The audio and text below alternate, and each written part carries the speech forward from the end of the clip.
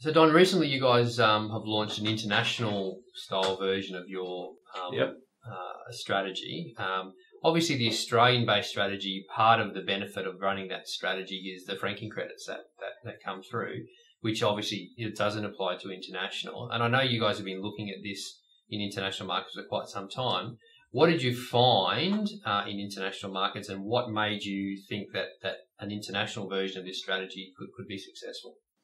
Yeah. Well, clearly in Australia we have this unique system that franking credits are an added bonus of the way that we get more income. The reality in Australia, though, is we have a limited number of stocks, and the Australian market's relatively concentrated.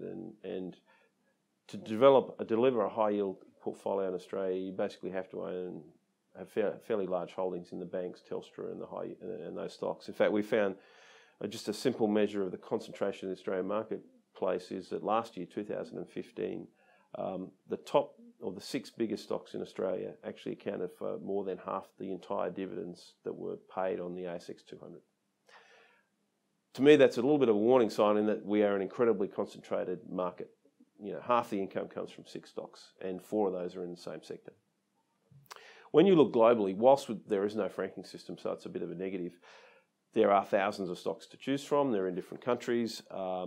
And there is no, and it's not concentrated at all. The top 6 stocks in the MSCI world deliver around 5% of the income of that index. None of them are banks, and there are some interesting names which give great diversification for Australian clients, such as General Electric and Apple and Microsoft. And even though they pay relatively low levels of dividends, they still pay dividends, and given their size, they're in the top 6 in the world. So having no franking is a negative, but the fact is there are far more dividend-paying stocks, and we can be far more choosy about the stocks that we pick. And what we have found is, just as we see in Australia, the dividend-paying stocks do tend to run up or outperform in that few months before they go ex-dividend. And so that run-up in the ex-dividend date, or prior to the ex-dividend date, is a major driver of return. It's substantial enough to... Yeah, it is. I mean, it's not all about the run-up, and it's the same in Australia. It's not all about, it's not we buy every stock that goes dividend. It's about picking the best stocks that run up. On average, stocks run up, but the better stocks run up even more. So part of it is just buying dividend-paying stocks in that area, but really it's about buy the best sustainable dividend-paying stocks. And that's the situation that globally we are not forced to hold 4 big banks. If we said run the Australian process and you invest in Australia, but you can't invest in any of the big 4 banks, we would very seriously struggle to deliver a much higher yield than the market, because they represent such a large portion of the dividend income of that market. And not such a high yield as part of that as well. So. Yeah, that's right. They are the high yield stocks, and they're a large part of the market. So if you'd be investing with one hand tied behind your back domestically if you couldn't invest in those banks. Now, globally, it's not the same situation. No stocks, the banks don't tend to be anywhere near as large a part of the market. They're not as high a yield as well. There's much better diversification by industry.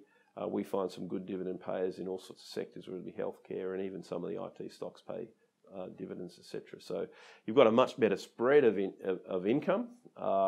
It's much more diversified across time as well. It's not like there's only a couple of periods in Australia when dividends are paid. You've got, in some months, a couple of thousand stocks going ex-dividend globally. And in the worst month globally, we're still finding 300 or 400 stocks that pay dividends. The worst month in Australia, there's only about 1.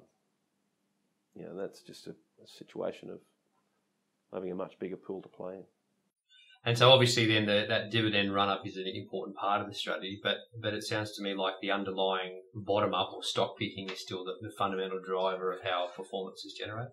Yeah, I mean, you can't get away from the fact that you want to buy good quality stocks because they're going to have sustainable dividends, but you don't want to pay too much for those stocks. So whether it be the global process, the Australian process, we still very much focus on buying good value stocks and high-quality stocks.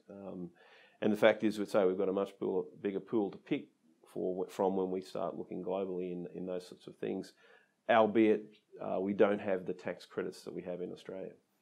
And that's one reason why the yield we're targeting out of the global portfolios are around 6%. It's pretty equivalent to the cash yield we're getting off the Australian portfolio, but we just don't have those 2 to 3% franking credits that we get in Australia as well. But in terms of total yield, we're getting, our target's about 4% higher than the MSCI World, which is currently only around 2%. But we think if you can get 6% income from global, that goes a long way to helping retirees satisfy their income needs. And so the global fund will still be a relatively high turnover portfolio? Yes, it's a fund that's focused for retirees in that, well, now that $1.6 million of a bucket, because naturally, if you're buying stocks that are going for a couple of months to hold their dividend, that's when that strong run up is.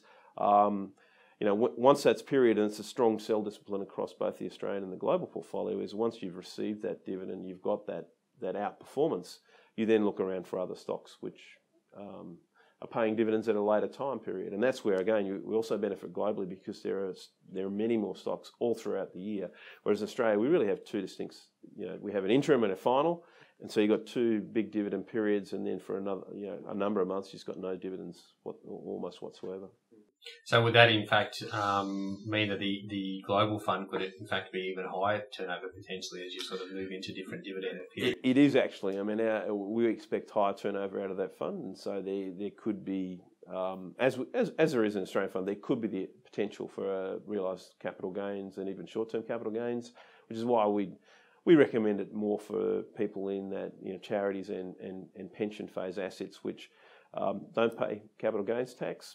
But they don't pay any other tax as well. But they can tolerate a higher turnover strategy, whereas typical high tax investors, we wouldn't be recommending this sort of strategy.